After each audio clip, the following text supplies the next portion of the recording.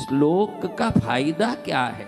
हम बोलते हैं वंदे बालम स्फटिक सदृशम कुंडलोत्बाशी वक्त्रम दिव्याकल्पै नवमणिमयै किंकिणी नूपुराढ्यं दीप्ताकारं विशदवदनं सुप्रसन्नं त्रिनेत्रं हस्ताग्राभ्यां बटुकमणिशं शूलदंडौ ददानं।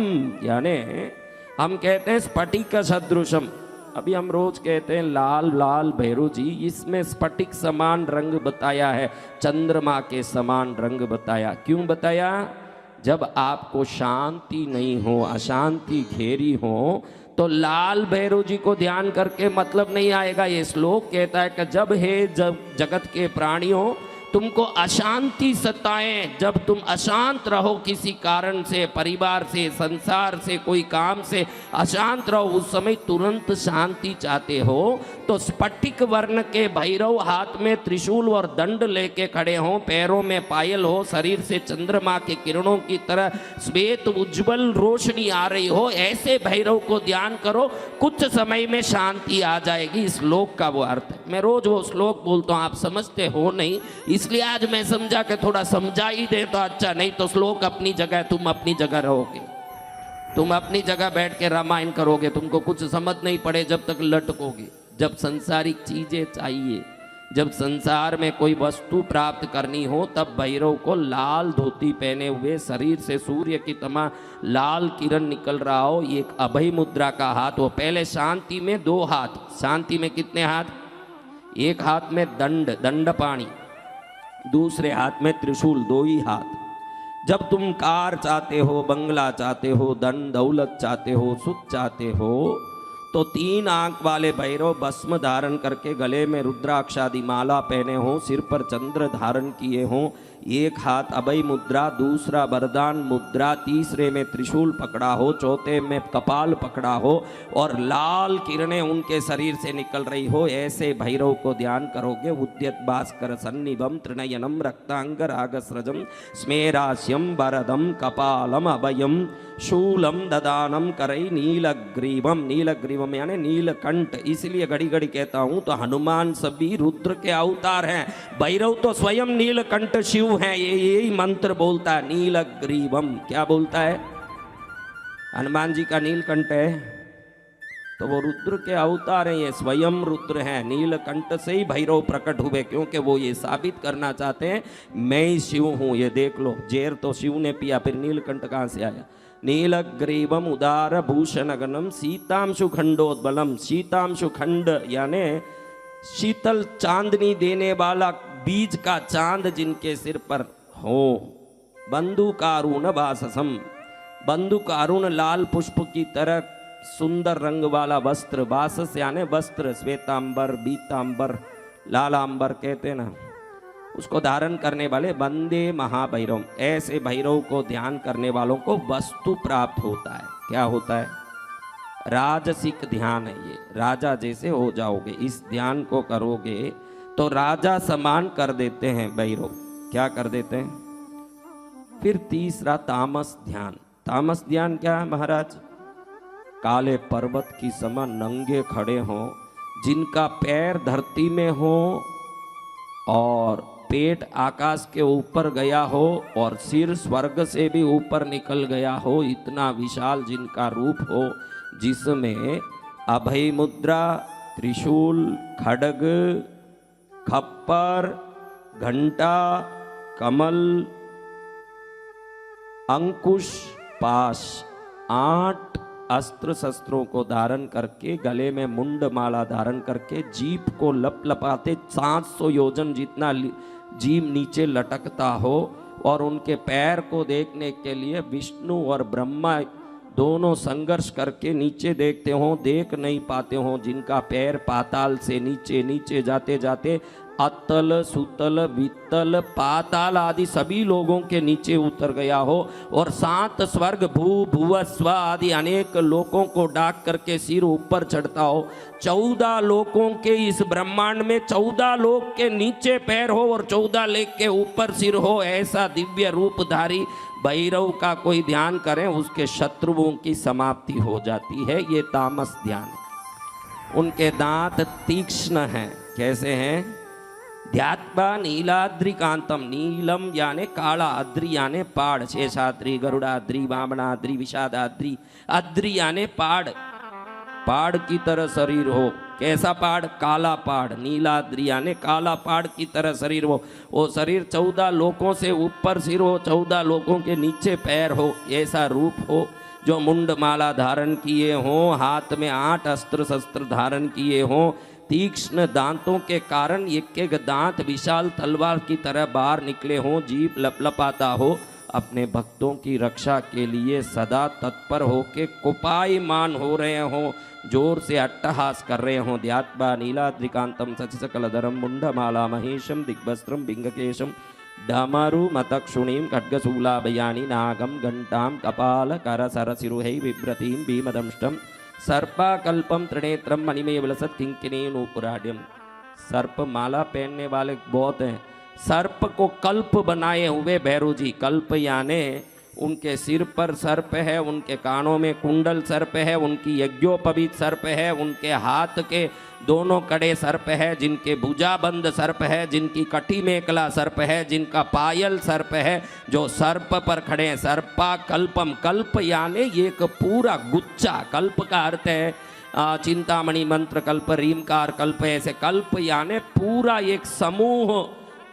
पूरे जितने अनंत, वासुकी, करकोटिक, तक्ष, पद्म, महापद्म, शंखपाल आदि सभी नाग अपने 78 करोड़ नाग देवताओं के साथ अगर किसी की सेवा करते हैं तो वो मात्र भैरव की सेवा करते हैं।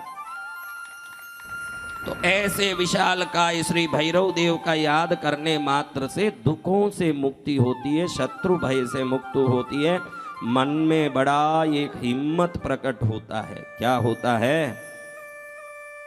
किसको हिम्मत चाहिए? वो ऐसे नील वर्ण के अष्टभुजी भैरव का ध्यान करना चाहिए। कौन से भैरव? नील वर्णी अष्टभुजी मुंडमाला दिगंबर धारी, जिनके केश पिंग केशम, जिनके बाल आकाश की ओर उन्मुख है, ऐसे नहीं लटके। 2 वेश, सात्विक राजसिक में बाल हमारे जैसे हैं, तामसिक में ऊपर है बाल है। ऊपर कैसे खड़े हो गए? क्रोध के कारण बाल आकाश की ओर खड़े हुए हैं। किस कारण क्रोध? किस लिए आया? भक्तों के दुख को देख के क्रोध आया। आपको दुख क्रोध आता है ना? आपको क्रोध अपने कारण से आता है, देवताओं को क्रोध अपने भक्तों पर दया के कारण आता है। दोनों में ये फर्क है। आपको क्रोध आता है तो खुद के कारण से आए, मेरे इसको इसने ऐसे कर दिया, मेरे उसने वैसे कर दिया, इसलिए क्रोध आवे। हमारा क्रोध हलकट क्रोध है, उनका क्रोध दयामय क्रोध है। दोनों में कितना फर्क है। देखो, उनको क्रोध आ रहा है, अरे मेरे भक्त को कौन सता सकता है, ये विचार आते ही उनको क्रोध आ जाता है। वो क्रोध हम पर रक्षा और अनुग्रह करने के लिए क्रोध आया। वाह भैरव जी वाह, आप जैसे देवता मिले, ये हमको कृष्णगिरी मिली, भारत मिला, ये देश मिला, ये संस्कार मिला, बैठ के सुनने की बुद्धि मिली, और कुछ नहीं चाहिए। अब तो इतना ही मिला तो कल्याण हो गया। इस धरती में बैठ के हम कुछ सुनने लायक बन गए, यही बड़ी कृपा है। अमेरिका जाओगे ना, गंगा नहीं मिलेगी, अमेरिका बहुत बड़ा है। आप अफ्रीका जाओगे तो आपको बहुत लोग मिलेंगे, लेकिन ओमकारेश्वर को तो भारत में ही दर्शन करना पड़ेगा। आप पूरी दुनिया में घूमोगे, कहीं कुछ मिलेगा, लेकिन वृंदावन जाना हो तो भारत में ही आना पड़ेगा। ये भारत वो क्षेत्र है जो भौतिकता की सुख नहीं, आत्मिक सुख प्रदान करता है। ये हमारा देश है। भौतिक सुख देने के लिए धरती में बहुत देश है। जाओ, कुत्तों की तरह लोग वहां रहते हैं, कुत्तों की तरह संभोग करते हैं, कुत्तों की तरह जीते हैं, कुत्तों की तरह वैभव के लिए रहते हैं। आप भी अगर अपने वैभव और आनंद के मात्र इच्छा से कुछ कर रहे हो, कुत्तों से ज्यादा नहीं हो। अगर तुम्हारे में उससे उठ करके कोई बुद्धि आ रही है कि मैं इस देश में जन्मा हूं, एक ऐसा रत्न वसुंधरा है, जिस दिव्य वसुंधरा में इतने देवताओं की पूजा, साधना, आराधना। कई लोग कहते हैं कि एक जीसस मिल गए, हम तिर गए, एक अल्लाह मिल गया, तिर गए, और ये मूर्खों 50 को पकड़ के घूम रहे हैं। 50 को इसलिए नहीं पकड़ते, देखो समझो कि भाई अल्लाह है। किसी भी मस्जिद में अल्लाह दिखता है क्या? समझो किसी को देखना हो तो क्या करें? हाँ समझो, मुझे अल्लाह कोई ऐसा मूड होगा, अभी अच्छे से उन्होंने समझा दिया कि ये तो सर्वव्यापी हैं, सब जगह है, इसलिए आरूपी है, उनको हाथ जोड़ लो। लेकिन कोई ऐसा मूड हो मुझे अल्लाह को देखना ही है बोले, तब क्या करें वो लोग? हाँ, निर्गुण ब्रह्म, क्या निर्गुण ब्रह्म जब सगुण होता है तो अरूपी लिंग भी बनता है न रूपी शिव भी बनता है, तीनों रूप धारण करता है ताकि तीनों प्रकार के लोग इस धरती में होंगे। कोई निर्गुण का ये मत सोचना कि अल्लाह को ही अरूपी कहा जाता है। इस विश्व में, ब्रह्मांड में अद्वैत तत्व यानी ब्रह्म अरूपी है, ये बोलने वाला सनातन धर्मी पहला है, बाद में अल्लाह आया है। अल्लाह पहले नहीं आया है। हम भी आरूप को मानते हैं, निर्गुण ब्रह्म को मानते हैं, लेकिन वो निर्गुण ब्रह्म कैसा होगा महाराज? निर्गुण ब्रह्म के आंख नहीं होंगे बेटा, निर्गुण ब्रह्म के नाक नहीं होंगे, निर्गुण ब्रह्म के पैर हाथ नहीं होंगे। फिर भी मुझे निर्गुण ब्रह्म को देखना है तो शिवलिंग को देख, उसमें आंख ना कुछ नहीं है, लेकिन तेरी इच्छा के कारण उसने एक सगुण रूप धारण किया है, वो निर्गुण ब्रह्म का सगुण रूप है। नहीं, मुझे फिर तो पूरा आंख नाक वाले ब्रह्म को ही देखना, फिर तो शंकर को देख, उसमें आंख भी है, नाक भी है, पैर भी है, हाथ भी है, त्रिशूल भी है। ये देवताओं की रचना अपनी इच्छाओं की विविधता को देखते हुए हुई है। आपकी इच्छा अलग अलग होगी, आप बोलोगे मेरे भगवान को तो मुझे मनुष्य रूप में देखना है, बालक रूप में देखना है क्या? बाल गोपाल को देख। मातृ रूप में देखना है क्या? भगवती पद्मावती को देख। रक्षक रूप में देखना है क्या? भैरव को देख। ज्ञान के रूप में देखना है क्या? सरस्वती को देख। धन के रूप में देखना है क्या? लक्ष्मी को देख। आरोग्य के रूप में देखना है क्या? धनवंतरी के रूप में देख। आप ये नहीं कह सकते कि मेरी इच्छा अलग है लेकिन मेरे धर्म में उस इच्छा के लायक की वस्तु नहीं है। दुनिया के विविधता को देखते हुए हमने विभिन्न देवों के रूपों को पूजना शुरू किया ताकि एक व्यक्ति भी पूजा से छूट न जाए, उसकी जैसी इच्छा हो वैसा एक रूप मिल जाए। समझो, आप अगर आपके किसी कारण से, आपके नहीं बोलूं, क्या बोलूं, आपके किसी के एक कारण से उसकी पहली पत्नी मर गई, भाई बीमार पड़ी मर गई, दूसरा शादी करना पड़ा, उसको बच्चा नहीं हुआ, तीसरी करनी पड़ी, ऐसे लाइन से कर रहा है। अब ये राम के मंदिर जाता है, वहां मर्यादा पुरुषोत्तम अपनी पत्नी सीता के साथ खड़े हैं, एक पत्नीधारी व्रतधारी। इसको तुरंत मन में आया कि तो एक पत्नीधारी और मैं 25 वाला टाइप का आदमी हूं, इधर से मुझे आशीर्वाद मिलेगा कि नहीं? ये अगर ग्लानि और डर भी आ गया तो वो साधना सफल होगा क्या? आप बताइए मुझे, सफल होगा? नहीं होगा। तो फिर क्या करें महाराज? इसलिए वहीं रामकृष्ण बन के पूर्व जन्म के ऋषियों को अपने आत्मीय स्त्रियां बना के, गोपिका बना के खड़े हैं। ये आदमी वहीं जाके खड़ेगा तो देखेगा इधर भी बहुत हैं, मेरे भी बहुत हैं, जम रहा है मामला, इनकी साधना करो। ये तमाशा नहीं है, हम विविध हैं तो विविधता हमारे में होते हुए अगर एक वस्तु को पकड़ के चलोगे और आपके स्वभाव के वो विरुद्ध दिखे तो आप उनकी सेवा नहीं कर पाओगे। आपके मन अनुसार ही आप अपने इष्ट को भी पकड़ पाओगे। एक आदमी काली को पकड़ा है तो जरूर काली को पकड़ने वाले में वीरता, बल, पराक्रम सब होगा। अगर कोई डरा हुआ हो, एकदम हर बात में डरता हो, काली के सामने गया, जीभ लपक रहा है, नीचे महिषासुर को मार रही है और खून का प्याला लेके खड़ी है, खड़ा रहेगा वहां? हाँ, खड़ा रहेगा? तो वही माँ शांत पार्वती बन के उसी बालक को, जिस बालक में डर ज्यादा होने से अपनी माँ को छोड़ने की कोशिश कर रहा है, वो माँ कहती है तुझे हर हालत में नहीं छोड़ूंगी, अगर मेरा काली रूप तुझे पसंद नहीं है तो मैं पार्वती रूप में भी तुझे आशीर्वाद दूंगी बेटा, लेकिन तुझे मैं छोड़ूंगी तो नहीं। विविधता इसलिए है कि हम विविध हैं, ये समझना। कोई मूर्ख बोले कि भाई हम उनका एक है, इनका एक है, हमारे कितने इतने सारे देवता का लिए पूज रहे हो, उनको मालूम नहीं है, उनको माइंड वॉश किया जाता है। क्या किया जाता है? तू मुसलमान है, तू क्रिश्चियन है, तुझे ये भजन करना पड़ेगा, ये भी नमाज पढ़ना पड़ेगा। उनका माइंड वॉश करके भक्ति किया जाता है और हम स्व दिल से आके मंदिरों में सेवा करते हैं। हम पर कोई किसी की मजबूरी नहीं है। आप यहाँ बैठे हो तो आपको हाथ पकड़ के किसी ने खींचा नहीं है, आप स्वतः अपने बुद्धि से आए हो। उनको बचपन से ही ट्रेनिंग दिया जाता है कि भाई तू फलाना है, तुझे ऐसे रहना पड़ेगा, तुझे ऐसे करना पड़ेगा। वहीं से जन्नत है, वहीं से बोइतर हूरों हैं, वहीं से सब है।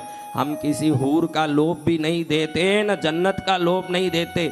इसी जन्म में ईश्वरीय शक्ति प्राप्त करके ईश्वरीय गुणों को प्राप्त करने हम यहाँ भक्ति पूजा करते हैं। मनुष्य जन्म का सनातन धर्म में अलग ही लक्षण है, अलग ही गुण वैभव है। वो समझोगे तो ही आप सुधरोगे। आज खास एक बात कहना है, कृष्णगिरी कौन कौन आके बैठे हुए हैं, तो आज एक बड़ा सा मैं एक बात बोल के, आज बहुत सुंदर चीजें हमको सुनना है। हम 64 भैरवों को आज नमस्कार करेंगे। आपने अपनी जिंदगी में 64 भैरव छोड़ के 8 भैरव के भी नाम नहीं सुने होंगे। 64 तो बहुत दूर की बात। तो 64 भैरव का रूप किस लिए महाराज? जब 64 योगिनियां आई दुनिया में ढूंढने, बहनों आप में किस किस की शादी हुई? वो सब हाथ ऊंचा करो। कहीं वो सोच रही है कि मेरी शादी हो गई कि नहीं, खुद सोच रही है। हाँ, विचार में पड़ी हुई है। नहीं तो 3 मिनट बाद हाथ क्यों उठाती है? शादी हो गई तो हाँ हो गई महाराज, विचारे। हाँ, पति बेचारा इनके चरणों में सेवा कर रहा है तो उनको भी कैसे याद रहेगा कि शादी हुई कि नहीं। पति जैसा रखे तो याद भी रहे शादी हुई, नौकर जैसे रखे तो याद कहाँ रहे कि वो शादी हुई कि क्या हुई उससे। हाँ, अभी मैं बहने पूछता हूं, आपको मेरे लायक का पति होना चाहिए ये विचार था कि नहीं? बोलो। शादी के पहले भले ही बाप ने जबरदस्ती किसी को पकड़ाया हो, वो अलग बात। आपका विचार तो था ना कि मुझे ऐसा पति आना, ऐसा आना, वो सब विचार आया। तो 64 जोगिनियों ने सोचा, एक रुधिर पायनी यानी दूसरा कुछ नहीं करती, खाली खून पीती है। एक नर भोजनी, सिर्फ मनुष्यों को खाती है। एक आंत्र मालिनी, लोगों के आंतड़े फाड़ फाड़ के माला की तरह पहनती है। ऐसी भयंकर शक्तियां अपने से भी बलवान शक्ति को पकड़ेगी पति के रूप में कि ढीले शक्ति को? हाँ, भैरव पुराण बोल रहा हूं अपनी। मैं एक शब्द भी शास्त्र से आगे पीछे बोलना पसंद नहीं करता, क्योंकि कोई संत अपनी मर्जी से बोलता है तब नए पंथ खड़े होते हैं, और जितने नए पंथ खड़े होते हैं यही दुनिया में विघ्न करते हैं। सनातनता को संभाल के चलें, यही धर्म है। आप अपनी मर्जी से नई नई सिद्धांत, नई नई बातें करोगे तो बड़े मुश्किल में पटकोगे दुनिया को। फिर अलग अलग पंथ बनेंगे, अलग अलग मत बनेंगे, अलग अलग संप्रदाय बनेंगे, अलग अलग विचार बनेंगे। फिर आप बोलोगे मैं ये तिलकदारी गुरु का हूँ, मैं ये तिलकदारी महापुरुष का हूँ, मैं ये तिलकदारी। ये तिलकों इनने शुरू की है, भगवान का तो एक ही तिलक है। अब इतने तिलक कैसे आ गए भाई? तरह तरह के, कोई ऐसे लगा रहा, कोई ऐसे लगा रहा, कोई ऐसे लगा रहा, कोई ऐसे लगा रहा। रंगोली टाइप के कपाल में सब तिलक लगाने लग गए। ये कहां से आ गए महाराज? ये अपने मत के कारण आए। तो 64 योगिनियों ने, 64 योगिनियां भयंकर है। उष्टदंष्ट्री यानी ऊंट की तरह जिसका होठ हो, उसमें से हरदम जीभ लप लप करके बाहर जाके आदमियों को पकड़ के खाता हो। ऐसी 64 योगिनियां भयंकर शक्तिशालिनी है। उनकी साधना भैरव साधना में आती है। हम रोज 64 योगिनियों को आहुति देते हैं, आपने सुना होगा। उनकी साधना बगैर भैरव साधना सफल नहीं होगी। भूतों की साधना बगैर भैरव साधना सफल नहीं होगी, क्योंकि परिवार को रिझा के ही मालिक को रिझा सकोगे। आप अकेले मालिक को रिझाने वाले, क्योंकि उनको समझ नहीं है। वो जो भैरव भैरव है, भैरव नाकोड़ा भैरव फलाना भैरव कर रहे हैं, उनको कुछ पता नहीं है। ये बहुत बड़ा परिवार का नायक है। क्या है? बहुत बड़ा परिवार लेके बैठा है। तो उस नायक को रिझाना हो तो कालजा कलेजा चाहिए, बड़ा ताकत वाला। इसलिए हम लोग आपको अच्छे से फटकार पाते हैं, क्योंकि भैरव का भजन करते हैं ना तो डर लेश मात्र भी नहीं रहता। लेश मात्र भी डर नहीं रहता, और ईमानदारी भी उतनी रहती है। भैरव साधना करोगे तो ईमानदारी भी आप में आ जाएगी। अब आपको बताऊं, ये 64 योगिनी देखती है कि मैं तो आदमियों को पकड़ के खाती हूं। एक है प्रेत आसना, क्या प्रेतों को आसन बना के घूमती है, वाहन बना के प्रेत पर बैठ करके घूमती है, उसका नाम प्रेतासना है। तो ऐसी है पति एकदम यूं हाथ बांध के आ गया ऐसे करे, उससे शादी करेगी कैसे? अच्छे औरत हो अपने से बलवान आदमी को देख के खुश होगी कि कायर को देख के खुश होगी? तो 64 जोगिनियों ने पूरी दुनिया घूम करके देखा कि हमारा पति कौन बन सकता है। कोई धनवान है, कोई गुणवान है, कोई बलवान भी है, लेकिन इनके बल के टाइप का बल नहीं दिख रहा है ना। विष्णु जी के पास गए, देखे कि बहुत बलवान है, राक्षसों को मारा, हिरण्याक्ष हिरण्यकश्यप, लेकिन देखने में सौम्य है। कैसे हैं? बड़े सौम्य हैं। मेरे को सौम्य नहीं चाहिए भाई, हमारे टाइप का ही चाहिए। दिखने में भी बलवान चाहिए ना, गुण में भी बलवान चाहिए।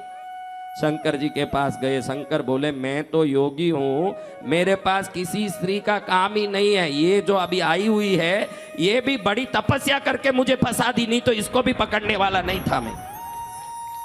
ये बहुत बड़ी तपस्या की तो इसके वश में हो गया। मैं स्त्री के वश में नहीं हुआ, उसके मेरे प्रति लगन के वश में हुआ। शंकर क्या कहते? शंकर को आप कोई आसक्त व्यक्ति मत समझना, वो परम योगी हैं, लेकिन भगवती की तपस्या ने उनको ऐसे मजबूर रिझा दिया कि तपस्या हो तो ऐसे हो। मुझे पाने के लिए तपस्या की तो मैं ही इसको मिलना चाहिए, इसलिए खुद को दे दिए भगवान, वरना देते नहीं। तो उन्होंने कह दिया तुम जैसी 64 नहीं 64 करोड़ आवे तो भी मेरे पास काम नहीं, मैं योगी हूं, जाओ। लेकिन जैसे ही शंकर को देखे उनको लगे कि हाँ हाँ हाँ, रूप हो तो ऐसा हो, ऐसा ही रूपधारी होना चाहिए, उसी को पनेंगे।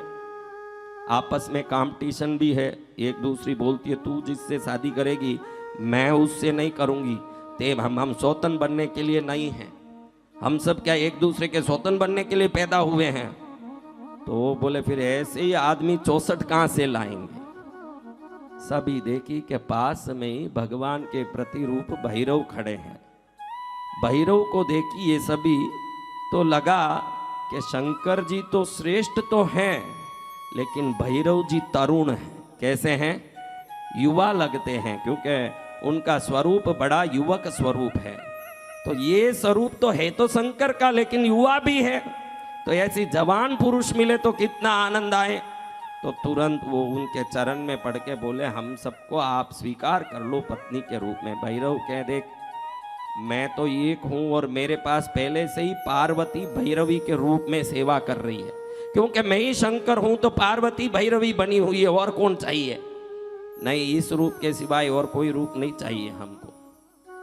दयालु स्वयं को देते हैं। मैं रोज कथा में बोलता हूं कि आप उनको भी मांग लोगे तो भी वो देंगे। ये पुराण ये साबित करता है। ये 64 योगिनियों पर दया करने के लिए ही भैरव ने 64 रूप धारण किया कि हर एक योगिनी का एक पति बनूं ताकि उनकी इच्छा पूरी हो। 64 भैरव का और कोई कारण नहीं है। किस लिए 64 बने? एक बस नहीं है क्या? हम जैसों को 25 बच्चे चाहिए, क्योंकि हम नालायक हैं तो 25 बच्चों से नालायक पना करवाएंगे। उनका काई लिए 25, काई लिए 4, वो एक ही काफी है दुनिया को उतारने। फिर 64 किस लिए आए महाराज? 64 इसलिए आए कि 64 योगिनियों की इच्छा थी कि हम एक एक को भरें। तो भैरव ने भी 64 नाम, 64 गुण, 64 शक्ति, 64 अस्त्र शस्त्रों युक्त हाथ, 64 विविध रूप वस्त्र गुण रूप स्वरूप धारण किया और 64 योगिनियों को पत्नियां बनाए। वो भैरव पुराण में कथा है। चलो अब हम 64 भैरव कितने और 64 योगिनियों, एक एक भैरव की पत्नी एक एक योगिनी है। किस भैरव की कौन सी योगिनी पत्नी है, इसको सुनते सुनते उनको नमस्कार करते हैं। आप हर भैरव का नाम लेता हूं तब नमस्कार करिएगा, हर योगिनी का नाम लेता हूं तब आप नमस्कार करिएगा। सबसे पहले हम हमारे भगवान श्री भैरवनाथ को नमस्कार करते हैं। ये विभिन्न रूपों में आए, ये रूपों अलग अलग शक्ति, अच्छा बैठ, अलग अलग शक्ति पीठों के शक्ति बने हुए हैं ये भैरव।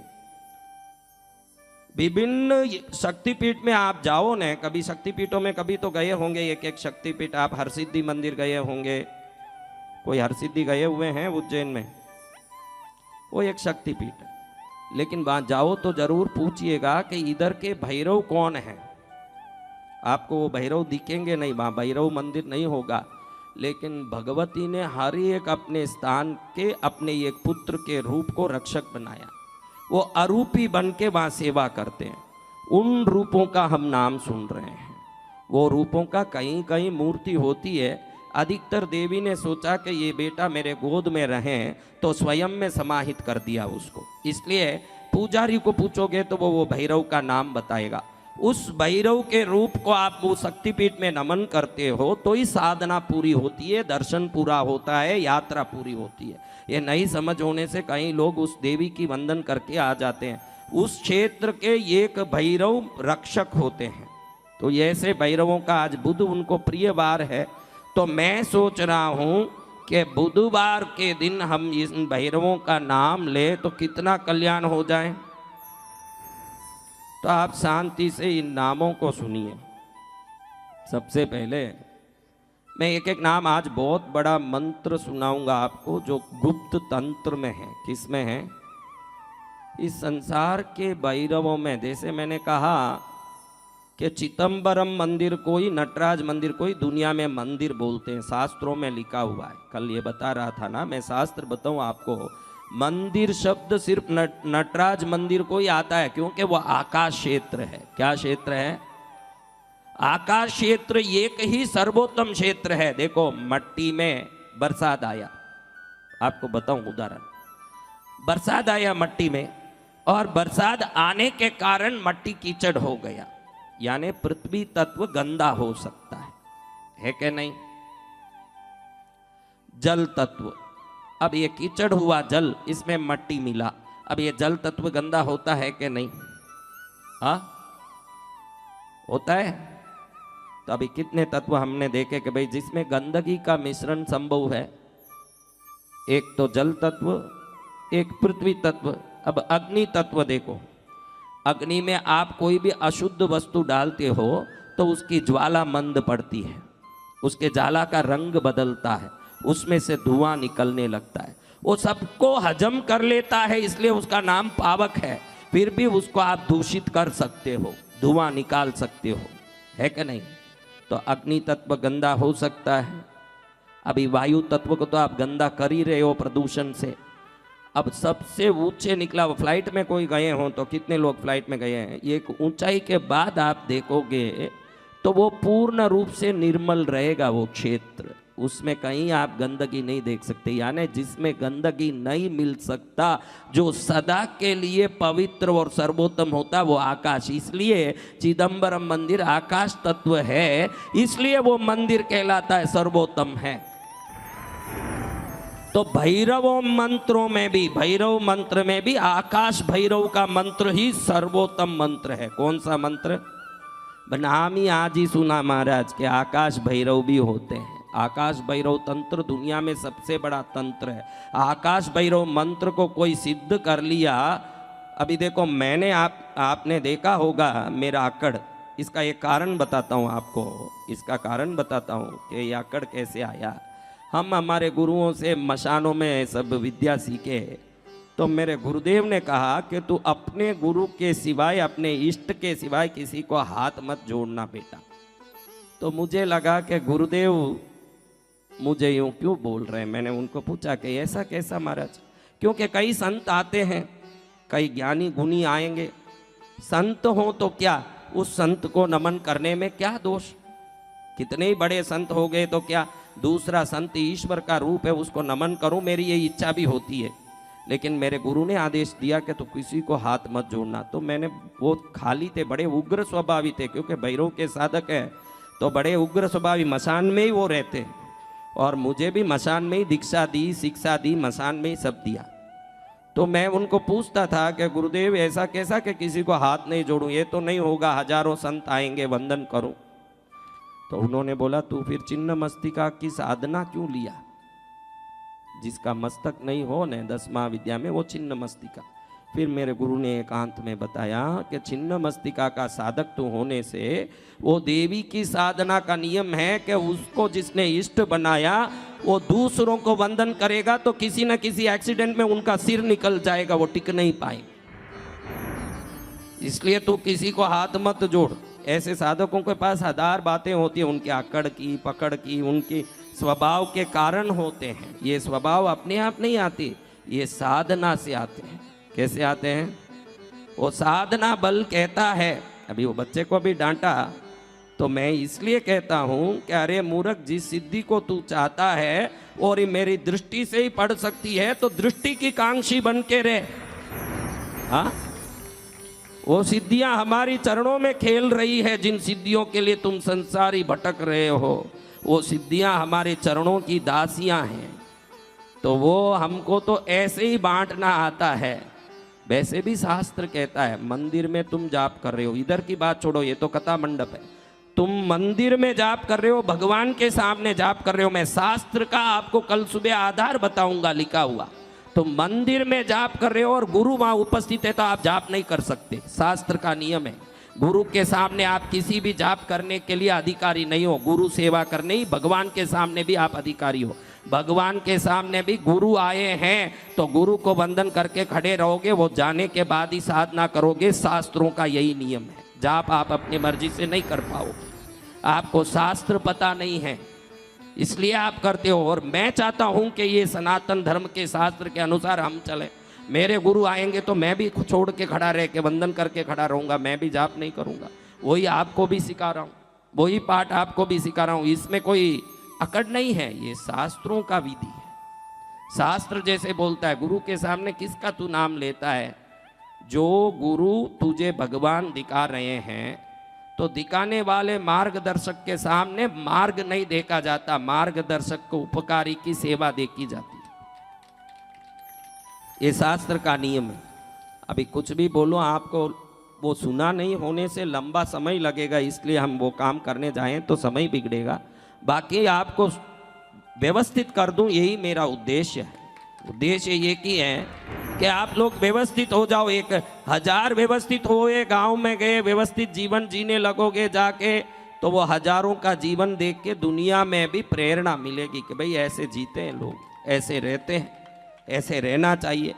अब आप कितना सीखो, राम जाने, उधर जाके वापस ये पूछ कैसे होने वाली है वो राम जाने। लेकिन हम कोशिश करते, कोशिश ये रहती है कि कुछ करें। इसलिए समय समय पर संतों, में रोज बोलता हूँ, अपने गांव में भी जाके कथा सुनो, संतों की सेवा में जाओ, सेवा करो, ताकि कुछ तो परिवर्तन आता रहे। मैं रोज कहता हूँ ना, कथा में जाओ, गांव में भी एक दिन तो भी सुनो, करो, कुछ करो।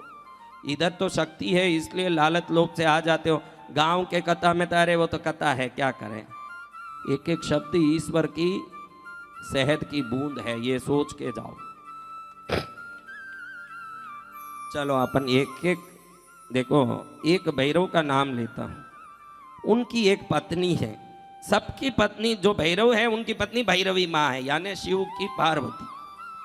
लेकिन एक एक भैरव की एक एक योगिनी पत्नी है।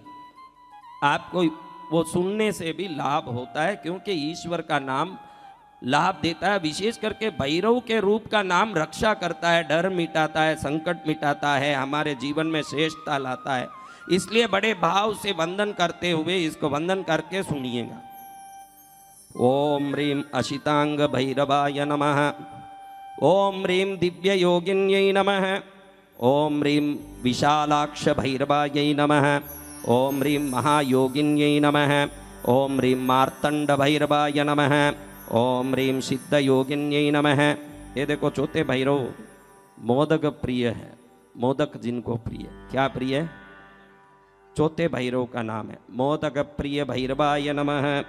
ओम ह्रीं गणेश्वर्यै। ये गणेश्वरी जो योगिनी गण हैं, जितने 64 है, चौथी योगिनी उनकी लीडर है। क्या है? हाँ, गणेश्वरी योगिनी। गणों की ईश्वरी है, गणों की नायिका है। क्या गण? योगिनियों का गण। गण यानी समूह, ग्रुप। ग्रुप गणपति बोलते हो ना, एक ग्रुप के नायक हैं वो। कौन से ग्रुप? देवों के ग्रुप। देवनायक विनायक। देवनायक कौन है? मोदक प्रियाय भैरवाय नमः। ओम ह्रीं गणेश्वरी योगिन्यै नमः। ओम ह्रीं स्वच्छंद भैरवाय नमः। आप सब स्वच्छंद हो के नहीं? आप स्वच्छंद भैरव के भगत हो लगता है। मन मुते जो भी करते हो। वो भैरव जी के पास कुछ नहीं चलता। 5वें भैरव ऐसे हैं जो मन में आया वो करें, इसलिए उनका नाम क्या है? स्वच्छंद। स्वच्छंद यानी आप बोलते हो ये तो स्वच्छंद है, मन में जो आवे वो करे।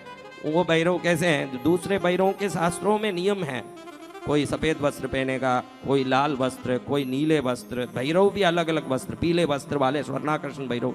ये क्या कभी कपड़ा पहनेंगे, कभी खोल के फेंक देंगे, कभी बाल सवारेंगे, कभी उखाड़े रखेंगे, कभी दारू पिएंगे, कभी मांस खाएंगे, कभी बोलेंगे अब मैं मांस दारू हैंग नहीं पीता, मैं तो अभी सात्विक हूँ। अपने रूप को जचे जैसे करें, इसलिए इनका नाम क्या है? स्वच्छंद भैरव। स्वच्छंद भैरवाय नमः। ओम ह्रीं प्रेताशी योगिन्यै नमः।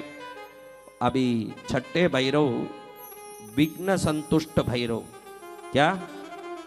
हाँ, भक्तों के शत्रु है ना, जितने भक्तों के आप भक्त हो भैरव के हो क्या, तो आपके दुश्मन जितने हैं उनमें विघ्न करें जाके और उससे संतुष्ट हों कि देखो मेरे भक्तों के शत्रुओं को विघ्न कर दिया। इसलिए उनका नाम क्या है? विघ्न संतुष्ट भैरवाय नमः। ये छठा रूप है उनका। ये 64 भैरव हैं, उनका नाम ले रहा हूं, आपको कभी सुना नहीं होगा, बड़ा दुर्लभ है। ये भैरव का पुराण से पढ़ रहा हूं, भैरव पुराण से पढ़ रहा हूं। ये आपको ये पुराण सुनने मिल रहा है आज बुधवार को। ये नाम विघ्न संतुष्ट भैरवाय नमः।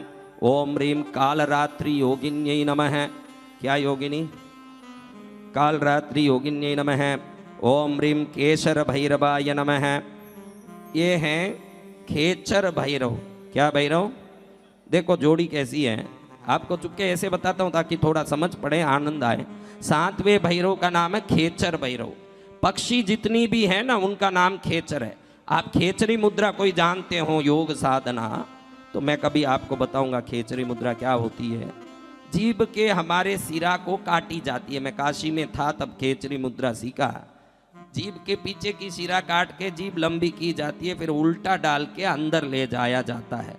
तो सिर कपाल से टपकने वाले अमृत को ये जीभ पकड़ता है, बाद में मंत्र सिद्धि आती है। मंत्र सिद्धि जपने से नहीं आती, तो उसको उड़ने की शक्ति भी आती है, वो हल्का भी रहता है। ये योगी, उसका शरीर हल्का रहता है। हल्का रहने से इसको खेचरी मुद्रा कहते हैं। शरीर को हल्का करके जमीन से उठाता है। तो भैरव है खेचरी भैरव। क्या भैरव? और इनकी पत्नी है निशाचरी योगिनी। ये है खेचरी, वो निशाचरी। निशाचरी यानी रात में ही बाहर निकले। निशाचर भगवान शिव के 108 नाम में निशाचराय नमः। क्या नाम? निशा यानी मध्यरात्रि काल।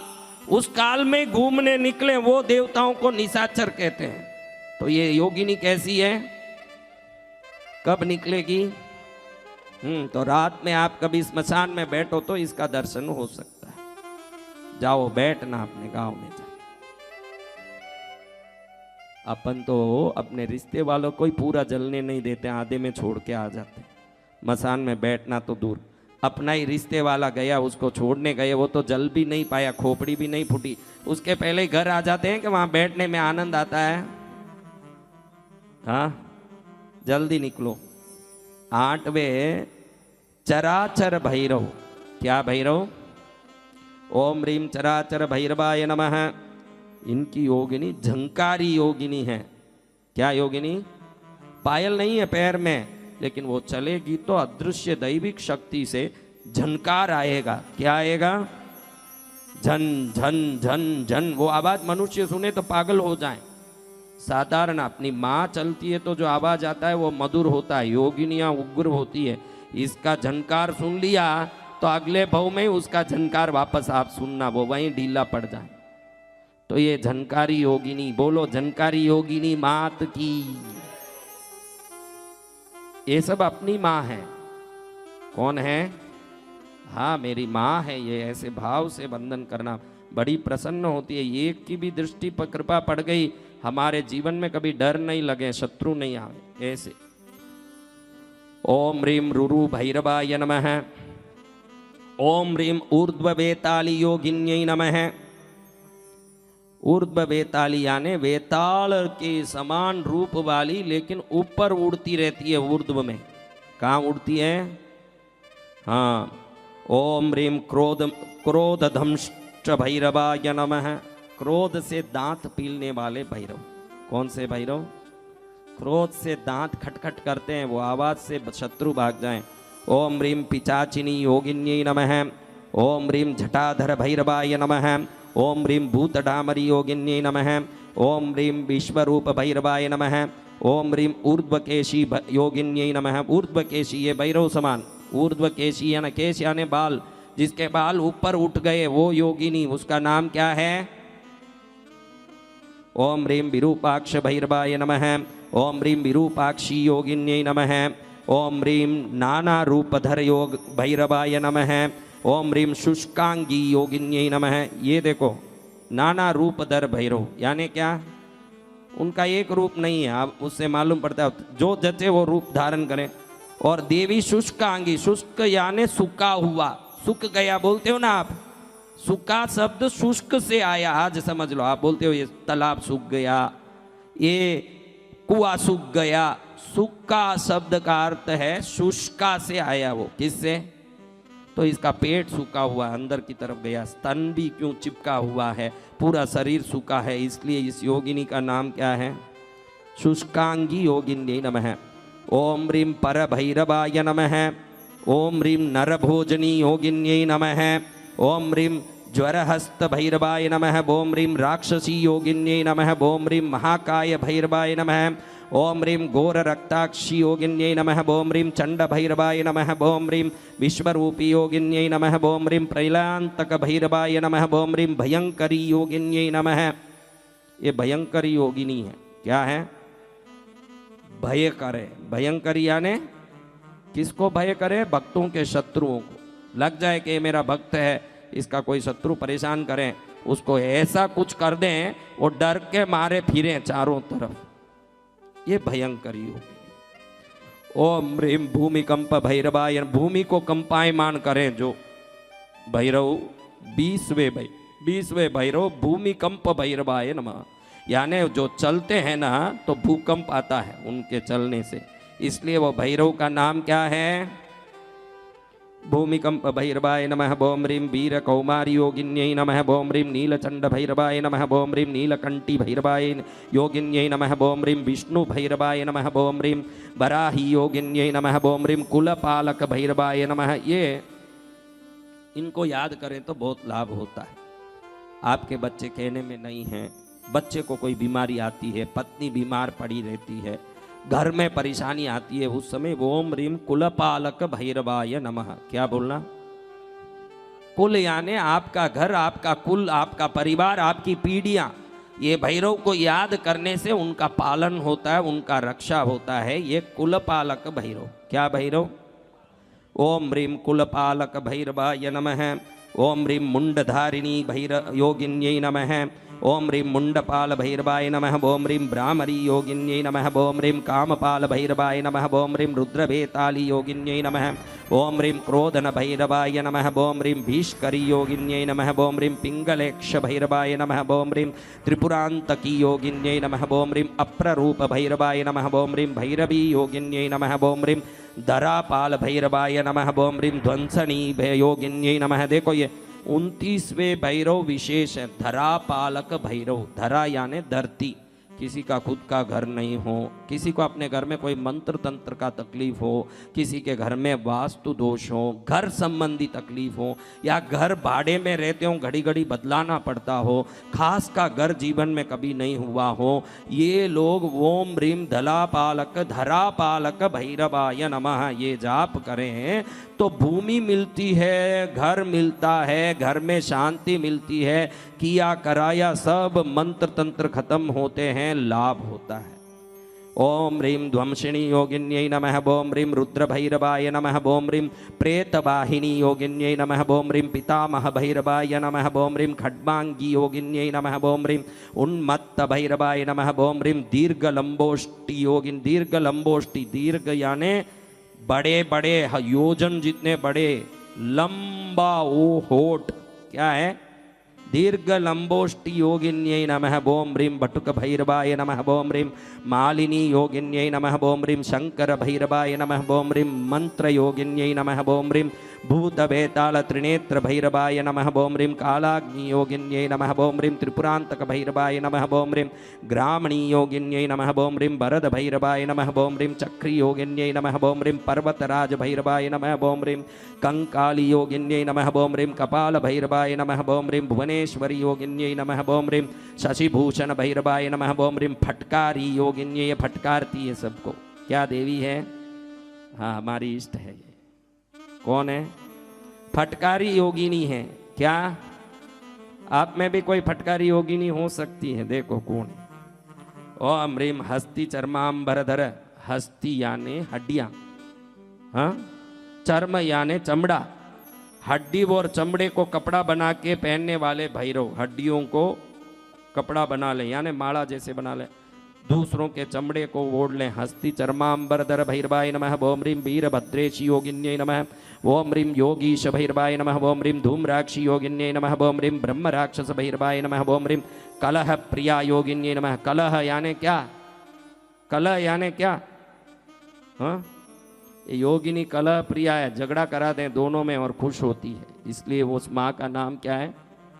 हाँ, कलह प्रिया योगिन्यै नमः ओम ह्रीं सर्वज्ञ भैरवाय नमः बोम ह्रीं कंटकी योगिन्यै नमः बोम ह्रीं सर्वदेवेश भैरवाय नमः बोम ह्रीं नाटकी योगिन्यै नमः बोम ह्रीं सर्वभूत हृदिस्थ भैरवाय नमः बोम ह्रीं मारी योगिन्यै नमः बोम ह्रीं भीषणाख्य भैरवाय नमः बोम ह्रीं यमदूती योगिन्यै नमः बोम ह्रीं भयंकर भैरवाय नमः बोम ह्रीं करालिनी योगिन्यै नमः बोम ह्रीं सर्वज्ञ भैरवाय नमः बोम ह्रीं कौचकी योगिन्यै नमः बोम ह्रीं कालाग्नि भैरवाय नमः बोम ह्रीं मर्दनी योगिन्यै नमः बोम ह्रीं महारौद्र भैरवाय नमः बोम ह्रीं यक्षी योगिन्यै नमः बोम ह्रीं दक्षिण भैरवाय नमः बोम ह्रीं रोमजंकी योगिन्यै नमः बोम ह्रीं मुकरोस्थित भैरवाय नमः बोम ह्रीं प्रहारिणी योगिन्यै नमः बोम ह्रीं संहार भैरवाय नमः बोम ह्रीं सहस्राक्षी योगिन्यै नमः बोम ह्रीं अतिरिक्त भैरवाय नमः बोम ह्रीं कामलोला योगिन्यै नमः बोम ह्रीं अंकर भैरवाय नमः बोम ह्रीं काकदंष्टि योगिन्यै नमः बोम ह्रीं कालाग्नि भैरवाय नमः बोम ह्रीं अधोमुखी योगिन्यै नमः। अधोमुखी यानी जिसका मुख नीचे है वो। अभी अपन ऐसे देखते हैं ना, अपन तिर्यंच हैं सब, कैसे कैसे देखते हैं, और वो ऐसे ही देखती है। कभी जिनका सिर कभी ऊपर नहीं उठता हो, सदा पाताल की ओर उन्मुख हो, उसको क्या बोलते हैं? अधोमुखी योगिनी। ओम ह्रीं प्रियंकर भैरवाय नमः बोम ह्रीं दुर्जटी योगिन्यै नमः बोम ह्रीं घोरनाथ भैरवाय नमः बोम ह्रीं विकटी योगिन्यै नमः बोम ह्रीं विशालाक्ष भैरवाय नमः बोम ह्रीं केसी योगिन्यै नमः बोम ह्रीं योगीश भैरवाय नमः बोम ह्रीं कपाली योगिन्यै नमः बोम ह्रीं दक्ष संस्थितयो भैरवाय नमः बोम ह्रीं विशलंकिनी योगिन्यै नमः। कितने भैरव हुए? कितनी योगिनी हुई? कौन कौन पहली बार 64 योगिनी का नाम सुना? तो कृष्णगिरी आना सफल हो गया भाई हमने।